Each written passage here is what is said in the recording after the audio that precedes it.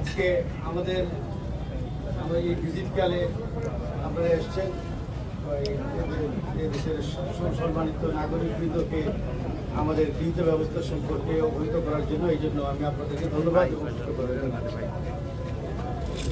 বরাবরের মতোই আমরা এবারও ঈদের যে ব্যবস্থা নিয়ে থাকি, আইন শৃঙ্খলা, গরুর হাট কেন্দ্রিক যে ব্যবস্থা নিয়ে থাকি, ঈদের জামাত, ট্রাফিক ব্যবস্থাপনা, সামগ্রিক রেল, সড়ক পথ, নৌপথ সব দিকেই সব কিছু বিবেচনায় রেখে আমরা ব্যবস্থা নিয়েছি। কোরবানির সময় যেটা আমরা দেখি যে সাধারণত এই রোজার ঈদে শুধু মানুষ ঘরমুখী মানুষ সম্মানিত নাগরিক যার যার গন্তব্যের দিকে যান। আর এই সময়ে যেটা হয়, এই সময় হয় যে কেউ যায় আবার গরু আসে, এটা একটা দ্বিমুখী একটা চ্যালেঞ্জ থাকে। এটাকেও আমরা অন্যান্য বার আপনারা দেখেছেন, আমরা সমগ্র বিষয় বিবেচনা রেখে আমরা আইন শৃঙ্খলা পরিস্থিতি এবং ট্রাফিক ব্যবস্থাপনা সঠিক রাখার জন্য আমরা আমাদের পর্যাপ্ত ব্যবস্থা নিয়েছি। কোরবানির পশুবাহী গাড়ি যাতে যথাযথভাবে নিরাপদে যেতে পারে এই জন্য আমরা আমাদের ব্যবস্থা রেখেছি। সারা রাস্তায় আপনারা লক্ষ্য করবেন যে আমাদের পুলিশ ফোর্স এর মধ্যেই আমাদের ডেভেলপমেন্ট হয়েছে। গত রাত্রে থেকে আমরা কিছুটা প্রেশার অনুভব করছি গাড়ির, এবং গাড়ি ঘরমুখী মানুষ আজকে থেকে আমরা আশা করছি যে বিকেলবেলা চাপ বাড়তে থাকবে, যে একদিন এটা থাকবে ঈদের আগ পর্যন্ত। কুরবানির পশুবাহী গাড়ি কোনো নির্দিষ্ট অভিযোগ ছাড়া গন্তব্যস্থল ব্যতীত কোথাও কেউ থামাতে পারবে না, এই নির্দেশনা আমরা দিয়েছি আমাদের সদস্যদের। পুলিশের সকল ইউনিট এই বিষয়ে সচেতন আছে এবং আমাদের সবাই এই বিষয়ে জ্ঞাত।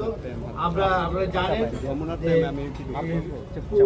ঈদের সামগ্রিক বিষয় নিয়ে আমরা স্বরাষ্ট্র মন্ত্রণালয়ে, পুলিশ হেডকোয়ার্টার্সে, নৌ পরিবহন মন্ত্রণালয়, রেল মন্ত্রণালয়, সড়ক পরিবহন মন্ত্রণালয়, মাননীয় প্রধানমন্ত্রী দপ্তর সকল জায়গাতে আমরা বিভিন্ন পর্যায়ে আমরা সভা করেছি। সভা করে সকল প্রশাসন, আইন শৃঙ্খলা বাহিনী, পুলিশ, পরে গোয়েন্দা সংস্থা, জনপ্রতিনিধিবৃন্দ সকলে মিলে আমরা একযোগে কাজ করছি এবং আমরা আশা করছি যে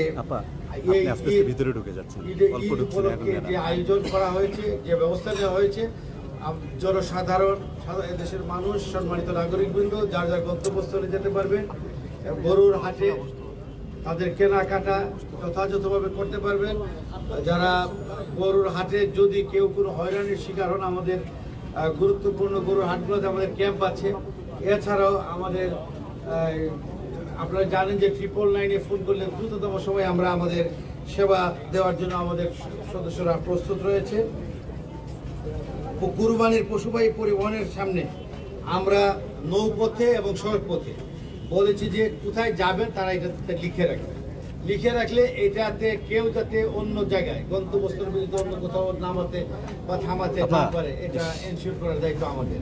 এবং এরপর দেখা যায় ওই সময়ে কেউ সমস্যায় পড়েছে, আমাদেরকে যদি ফোন করেন জানালে আমরা দ্রুততম সময়ে তাদেরকে সহায়তা করার জন্য চলে যাব। আমরা রিকোয়েস্ট করব ট্রাক, লঞ্চ বা ট্রলারে অতিরিক্ত পশু বহন করবেন না, বিশেষ করে বেশি রিস্কি যেটা ট্রলারে বেশি পশু বহন করলে এটা কিন্তু পশুও মারা যায়, মানুষও মারা যাওয়ার একটা আশঙ্কা সৃষ্টি হয়। অতএব সকলকে আমি অনুরোধ করবো, সকলকে আপনারা এই নিরাপত্তার বিষয়টা খেয়াল রাখবেন। ব্যাংকের মাধ্যমে আর্থিক লেনদেন করার জন্য আমরা সবাইকে অনুরোধ করব। এরপরে বড় অঙ্কের কোনো আর্থিক লেনদেন বা কোনো পরিবহন যদি করতে হয়, অনেক সময় দেখা যায় কাউকে না জানিয়ে আপনারা করছেন, এটার কারণে অনেক সময় যারা অপরাধীরা অপরাধ করার সুযোগ পায়। এটা করবেন না, আমাদের সাহায্য করুন, আমরা আপনাদের সেবায় প্রস্তুত রয়েছি। হয়তোবা একটু দেরি হইতে পারে, 10 মিনিটের জন্য আপনি পুরো জিনিসটার জন্য আপনি ঝুঁকিতে পড়বেন না, আমাদের সহায়তা নিয়ে আমরা আপনাদের সেবা দিতে তৈরি আছি এবং পর্যাপ্ত সংখ্যক সদস্য নিয়ে আমরা আপনাদের এই সম্মানিত নাগরিকবৃন্দ, ব্যবসায়ীবৃন্দ সবাইকে সেবা দেওয়ার জন্য আমরা প্রস্তুত রয়েছি।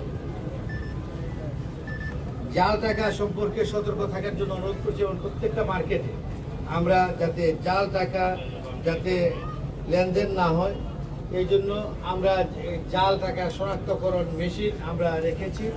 এরপরে যদি কোথাও দেখা যায় যে কেউ যেখানে আসেন উনি দেখছেন না বা জানছেন না